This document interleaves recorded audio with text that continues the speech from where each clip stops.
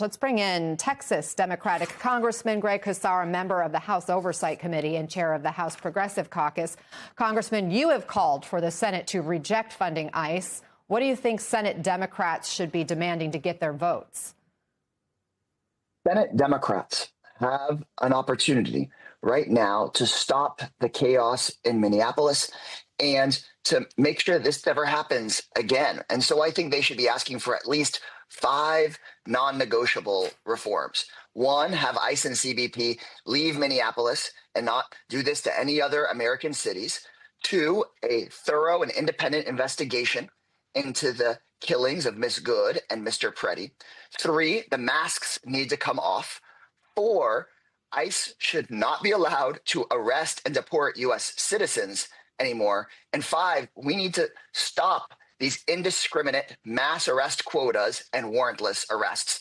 These aren't all the changes we need, but things like getting a warrant and taking the masks off are the kinds of common sense reforms that an everyday American could say, look, who could disagree with that? That's what the Senate Democrats should be fighting for.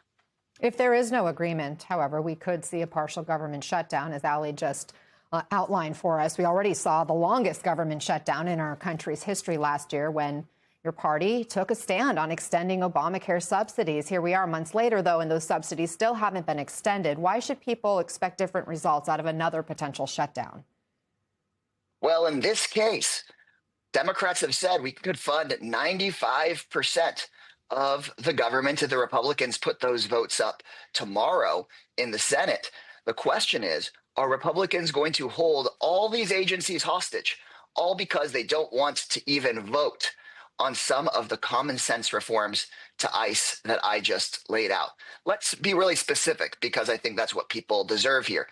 The Democrats have asked for things like ICE should not be allowed to deport American citizens.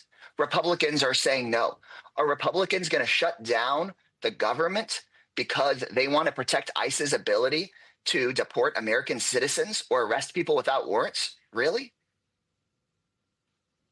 I don't know the answer to your question, and I don't know if that is specifically what's, the clincher for some Republicans to maybe not go along with all of the Democratic demands. We are seeing a change in tone from some of your colleagues, though, across the aisle when it comes to immigration enforcement, and specifically what's happening in Minnesota. At least 10 Republican senators have now released statements calling for an independent investigation into the Preddy shooting. And I want to play what your fellow Texan, Republican Senator Ted Cruz, had to say about toning down the rhetoric.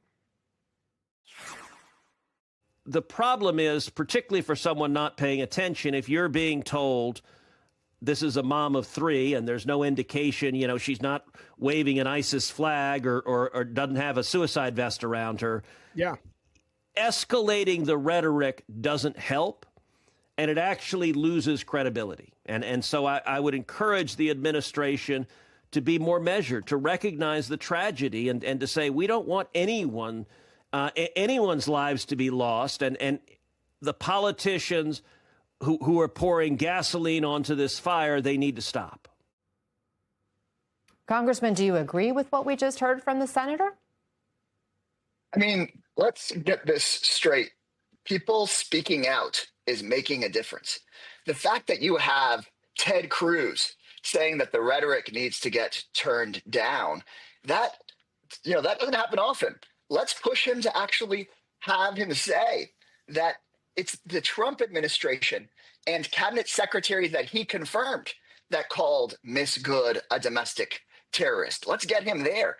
The fact that you have people like Ted Cruz waffling, the fact that the NRA, the gun lobby, is starting to speak out against Trump officials, that shows that they know that they are in the hot seat right now. So that's why right now Senate Democrats need to push for these common sense reforms, like getting masks off of ICE and investigating thoroughly these needless killings. This is the time we need to push on those Senate Democrats and hold Republicans like Mr. Cruz accountable to not just waffle and actually say out loud that it was cabinet secretaries he confirmed, like Kristi Noem, who are calling U.S. citizens terrorists.